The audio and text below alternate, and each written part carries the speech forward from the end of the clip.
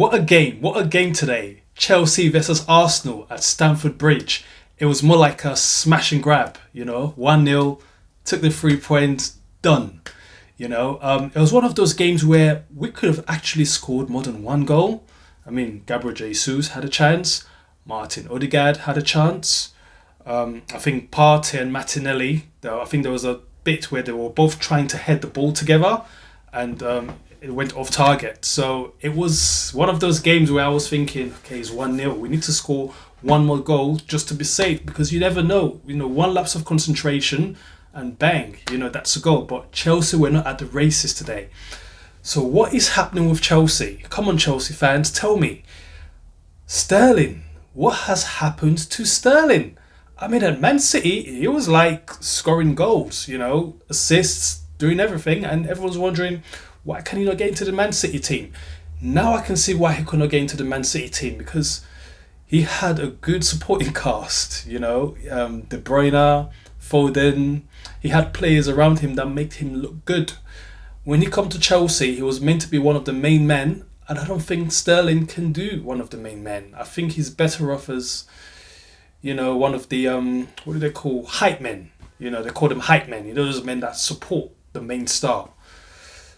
I really feel for Sterling because I like the guy, but he just looks like a lost boy at Chelsea. I mean, he's played, 10 games now? No assists, no goals. And does Graham Potter know his right position? Because I don't really watch Chelsea games, to be honest with you, but I heard he's been playing wing-back position. Sterling playing wing-back.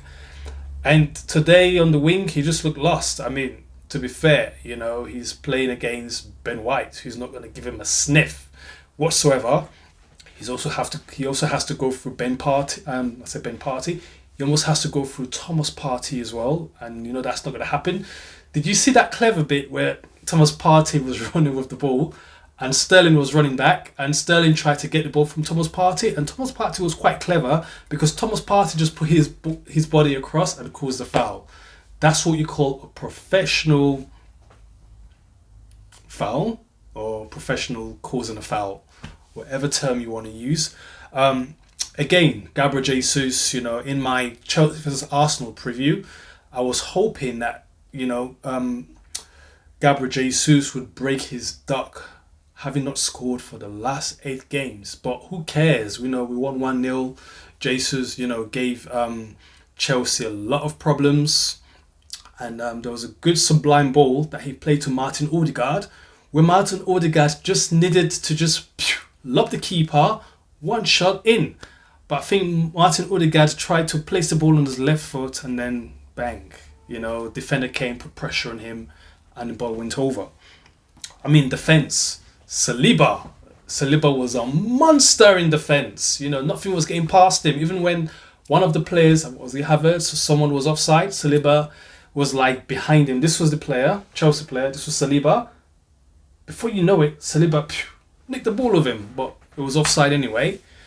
And Gabriel, I was really scared by Gabriel today because I was worried that he might do one of his rash decisions, like try and tackle in our own box and cause a penalty or do something rash. But I think Gabriel was very focused today. He was very composed, and he scored the decisive goal for Arsenal that made it 1-0. We are very good at set pieces, Arsenal, like corner from Bukayo Saka. Gabriel has scored a lot of goals from set pieces, and that's one thing that I've noticed. And Chelsea are very bad at set pieces. They just don't know how to defend the ball anymore. What defenders do they have? Auba. Thiago Silva looks a shadow of himself from last season, I have to say with you, because before with Thiago Silva I used to think this dude's a rock, but now it's just like one of them average defenders.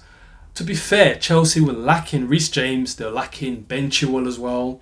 Their new buy, Wesley Fofana, the 80 million kid from Leicester.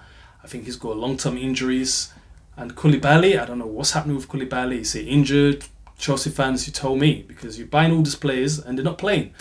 And you've got Matt Cucurella. I don't really rate Matt Cucurella personally, to be honest with you, but obviously Ben Chilwell's injured. But you saw Marc Alonso, who was, I think personally, Marc Alonso was a good player. Though defensively he was still suspect, but Marcos Alonso would run. He was more of a forward-thinking player, and I do not see that from Matt Cucurella. Ben Chilwell was more of a forward-thinking player. I do not see that from Matt Cucurella. I think your main problem as well is in the centre midfield. Like, who are you guys playing? You've got Jorginho, you've got Kovacic, you've got Loftus-Cheek. That's the conundrum. Like, who's your midfield general, Chelsea guys? In terms of Arsenal, Thomas Partey was solid today. His performance was like top class. Like, his drive forward was great. His interceptions were great. And Xhaka was immense. Xhaka was everywhere today, box to box. Xhaka really impressed me today.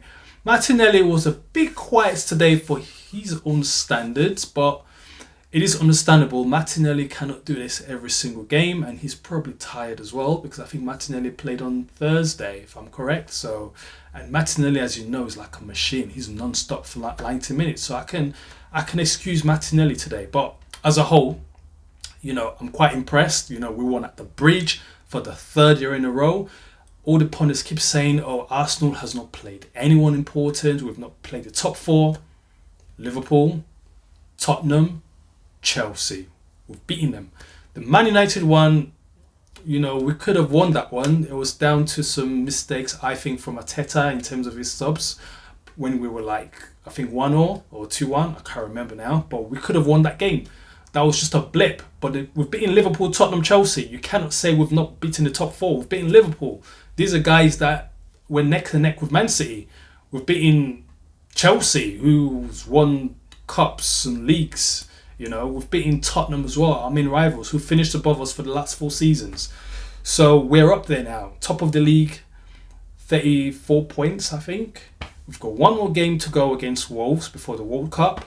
So get that 3 points, and then we can relax till December time. And hopefully we can get our players back from the World Cup in good form, in one piece, no injuries. And we go neck to neck with Man City. We're the new Liverpool now. We're the new Liverpool. Okay? New Liverpool in the sense that we're now going to go neck to neck, hopefully with Man City.